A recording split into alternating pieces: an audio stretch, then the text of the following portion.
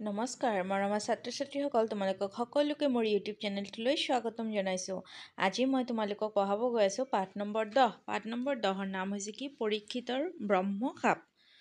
পৰীক্ষিতক কেনেকৈ ব্ৰহ্মশাপ দিয়া হৈছিলে সেইটোৱেই আমি ইয়াত পঢ়িম। পৰীক্ষিত এজন আছিল ৰাজা, ঠিক আছে। সেই পৰীক্ষিত ৰাজাই কেনেকৈ ব্ৰহ্মশাপ পাইছিল সেইটোৱে আমি পঢ়িম। সাহিত্যৰ বিভিন্ন ৰূপৰ ভিতৰত গদ্য হ'ল অন্যতম। গদ্যৰ মাধ্যমত যুক্তিপূৰ্ণভাৱে চিন্তা ভাৱনা প্ৰকাশ কৰিব পাৰি। কোনো ঘটনা প্ৰবাহক ক্ৰম অনুসৰি আৰু যথোপযুক্ত গুৰুত্ব দি প্ৰকাশ কৰিবলৈ গদ্যই হ'ল উপযুক্ত মাধ্যম। প্ৰাচীন আৰু লৌকিক সাহিত্যৰ পূৰ্বতে প্ৰকাশৰ মাধ্যম আছিল পদ্য। পৰৱৰ্তী পৰ্যায়তহে গদ্যত প্ৰকাশ কৰাৰ ধাৰা আৰম্ভ হয়। বিশুদ্ধ অসমীয়া ভাষাৰ গদ্য সাহিত্যৰ জনক ৰূপে ভট্টদেৱক অভিহিত কৰা হৈছে। বিশুদ্ধ অসমীয়া ভাষাৰ গদ্য সাহিত্যৰ জনক কোন, বা আমাৰ অসমীয়া ভাষাৰ সাহিত্যৰ গদ্যৰ জনক কোন? ভট্টদেৱ। আধুনিক গদ্য সাহিত্যৰ বিকাশৰ ধাৰাত তেখেতৰ ঐতিহাসিক ভূমিকা সৰ্বজন স্বীকাৰ্য। আখ্যান সাহিত্যৰ জৰিয়তে মানৱীয় সম্পৰ্ক, চেতনা, নৈতিক প্ৰমূল্য আৰু সামাজিক দায়বদ্ধতা সম্পৰ্কে জনা বা বুজাৰ সুযোগ থাকে।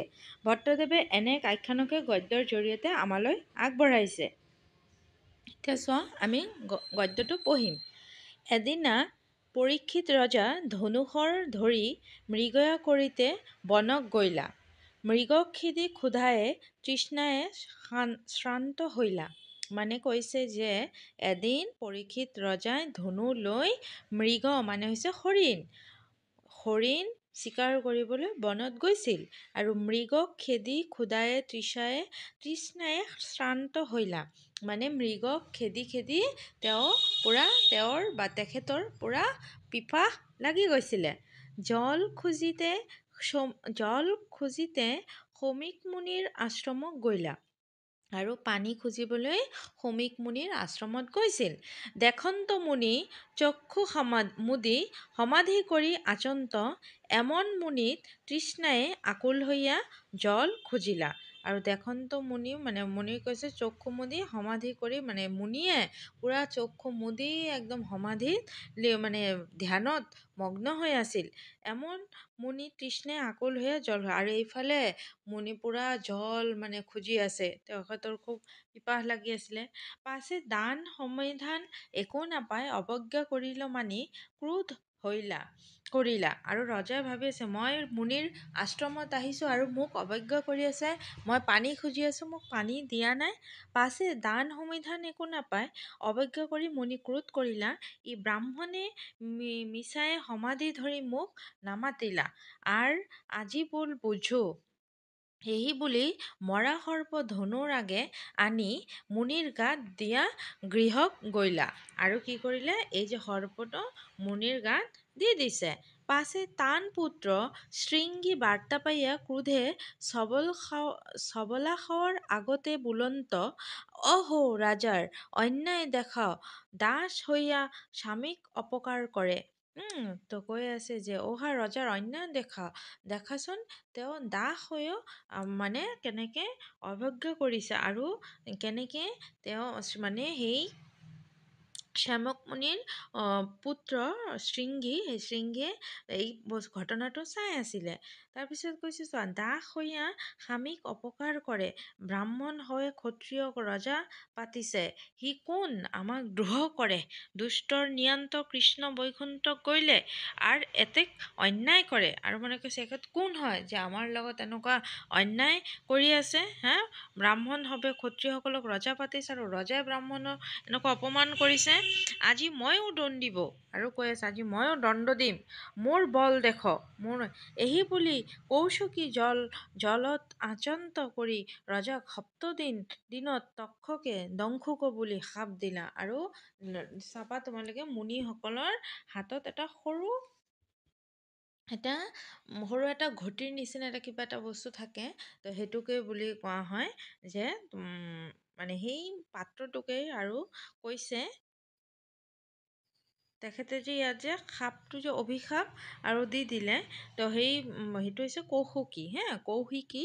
সেই কৌশিকীটো দি জল দি পেলাই তো মুনিসকল হাতত পানী লৈ অলপ পেলাই অভিশাপটো দি দিয়ে নে নাই, তেনেকৈ পানী লৈ হাতত অভিশাপ দি দিলে। পাছে আশ্ৰমে আহি পিতৃৰ গলত সৰ্প দেখি উচ্চ কৰি কাদন্ত, আৰু পিতৃৰ গলত সাপ দেখি পুনৰ কান্দি আছিলে। পুত্ৰৰ বিলাপ শুনি সিমুকে চকু মেলি সৰ্প গুচাই পচন্ত, হে বালক কেনে কন্দন কৰছ, কোনে তোক অপকাৰ কৰিলে। আৰু পিছত যে কৈ আছে যে হে বালক, সিমুক মণিয়ে কৈ আছে, হে বালক কিয় কান্দিছা, তোমাক কোনে অপকাৰ কৰিলে। পাছে শৃংগী ৰজাক সাপিবৰ কথা কহিলা, আৰু শৃংগী ৰজাক যে সাপ দি দিছে সেই কথাটো কৈ দিলে। তাক শুনি পুত্ৰক নিন্দা কৰন্ত, আৰু তেতিয়া শ্ৰমিক মুনিয়ে তেতিয়া নিন্দা কৰি আছে পুত্ৰক, অহ দুষ্ট পুত্ৰ কি অন্যায় কৰিলি, ৰাজাকো সাপিলি, যত ৰাজ্য নষ্ট হইলে লোকত চৌৰো ক্ষান্ত হইবেক। আৰু কৈ আছে তই ৰাজাক অভিশাপ দি দিলি, ৰাজা যদি মৰি যায় তেতিয়াহ'লে তো আমাৰ ৰাজ্যই নষ্ট হৈ যাব, প্ৰজায়ো নানা দুখ পাইবেক, সি পাতেকে তোক পাইবেক। আৰু কৈ আছে সেই পাপ তোৰ পাব, তই কিয় এনেকুৱা অভিশাপ কৰিলি, কিয় দিলি। বিশেষত পৰীক্ষিত চক্ৰৱৰ্তী ৰজা মহাধৰ্মপৰ আৰু হৰিভক্ত। আৰু কৈছে এই পৰীক্ষিত ৰজা কিন্তু মহাধৰ্মপৰায়ণ ৰজা, আৰু তেওঁ বৰ হৰিভক্ত। মহাশ্ৰান্ত হৈয়া আমাক জল খুজিলেন, আৰু তেওঁ কৈ আছে যে ৰজাইতো বহুত পিয়াহ লাগি আছিলে, সেইকাৰণে জল খুজি আছিলে। আংক কেনে সাপ দিলি, কিয় সাপটো অভিশাপটো দিলা। নিজৰ পুত্ৰক কৈ আছে, হিমক মুনিয়ে নিজৰ পুত্ৰক কৈ আছে যে হে বালক তুমি কিয় সাপ দিছা, তুমিতো অভিশাপ দিব নালাগিছিলে, বুজিছা। তাৰপিছত এই পাপৰ আন প্ৰায়শ্চিত নেদেখি কৃষ্ণক প্ৰাৰ্থন্ত, আৰু যেতিয়া এই পাপ কেনেকৈ মোচন কৰিব সেইটো আৰু নেদেখি কৃষ্ণক প্ৰাৰ্থনা কৰি আছে, হে কৃষ্ণ অনা অপৰাধী তোমাৰ ভক্তিক আবুত চোৱালে অপকাৰ কৰিলে, তাক সৰ্বান্ত তুমি ক্ষমা কৰ, ভূতে বলন্ত হৰিভক্ত হৈ অপকাৰ কৰিল, সমৰ্থ হোৱা প্ৰতিকাৰ নকৰন্ত, এতেকে সমীক পুত্ৰৰ অপৰাধতো তাপিত হইলা, ৰাজাৰ অপৰাধ নুগুণিনা, যাতো সাধু হয় পৰৰ দুখেহে দুখী হৈয়া আপোনাৰ দুখ নুগুণে। আৰু কৈ আছে যে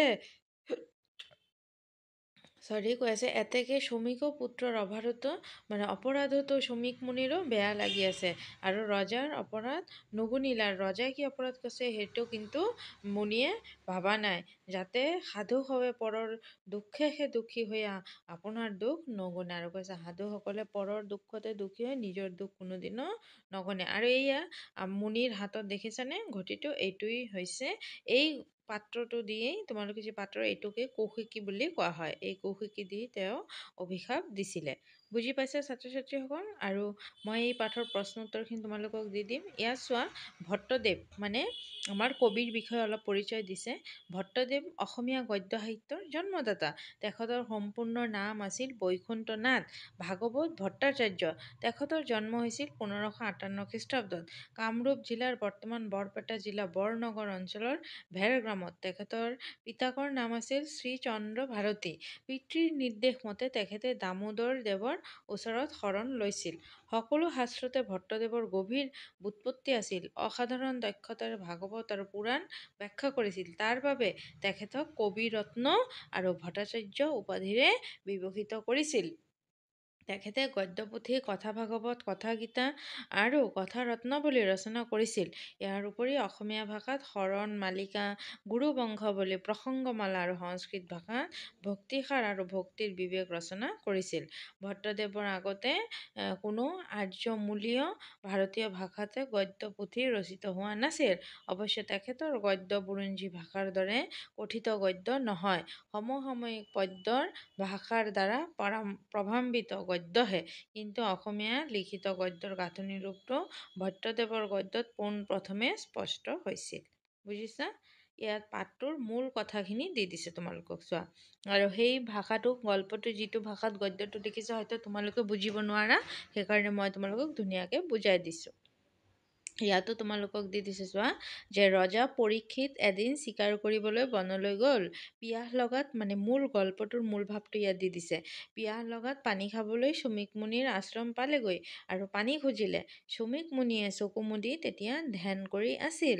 ৰজাৰ কথা তেখেতৰ কাণত নপৰিল। তেতিয়া ৰজাই ভাবিলে যে ধ্যান কৰা ভাও জুৰি মুনিয়ে তেখেতক অৱজ্ঞা কৰিছে। খঙত একো নাই হৈ ৰজাই ওচৰতে পৰি থকা মৰা সাপ এডাল মুনিৰ ডিঙিত মেৰিয়াই দিলে। মুনিৰ পুত্ৰ শৃংগীয়ে এই কথা জানিব পাৰি খঙত অগ্নিশৰ্মা হৈ কৌশিকী নদীৰ পানী স্পৰ্শ কৰি, বুজিছা কোন নদী আছিল? কৌশিকী নদী। চৰি, সেই পাত্ৰটোৰ নাম কৌশিকী নাছিলে, মোৰ ভুল হৈছে এইটো। কৌশিকী নদীৰ পানী স্পৰ্শ কৰি ৰজাক 7 দিন পাছত তক্ষক নামৰ সাপে দংশন কৰিব বুলি অভিশাপ দিলে। তাৰ পিছত শ্ৰমিক মুনিৰ কাষত পুত্ৰ শৃংগী উপস্থিত হ'ল। পুত্ৰৰ মুখে ৰজাক অভিশাপ দিয়াৰ কথা জানিব পাৰি শ্ৰমিক মুনিয়ে বৰ বেজাৰ পালে। পুত্ৰক বুজালে যে ৰজাৰ অবিহনে ৰাজ্যৰ অৱস্থা বেয়ালৈ যাব আৰু চোৰ ডকাইতৰ উৎপাত বাঢ়িব। তদুপৰি পৰীক্ষিত হৈছে চক্ৰৱৰ্তী ৰজা, গতিকে প্ৰায়শ্চিত্ত হিচাপে তেওঁ কৃষ্ণৰ প্ৰাৰ্থনাত ৰত হ'ল। তেখেতে ৰজাৰ দোষ নেদেখি পুত্ৰৰ কাৰ্যৰ বাবেহে অনুশোচনা প্ৰকাশ কৰিছে।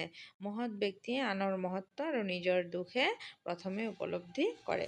বুজিছানে ছাত্ৰ ছাত্ৰীসকল? কেনেকুৱা লাগিছে পাঠটো তোমালোকে ক'বা, কমেণ্ট ছেকশ্যনত জনাবা। পঢ়াই দিলোঁ যে, আৰু প্ৰশ্নৰ উত্তৰখিনি তোমালোকক ধুনীয়াকৈ মই দি দিছোঁ। ধুনীয়াকৈ তোমালোকে নিজৰ বহীত লিখি ল'বা আৰু আগৰ পাঠখিনিও প্লে'লিষ্টত দিয়া আছে, সেইখিনিও তোমালোকে চাই ল'বা। ঠিক আছে? যদি ভিডিঅ'টো ভাল লাগে লাইক, শ্বেয়াৰ, ছাবস্ক্ৰাইব আৰু কমেণ্ট কৰি দিবা। ঠিক আছে? Thank you. সকলোকে ভালে থাকিবা।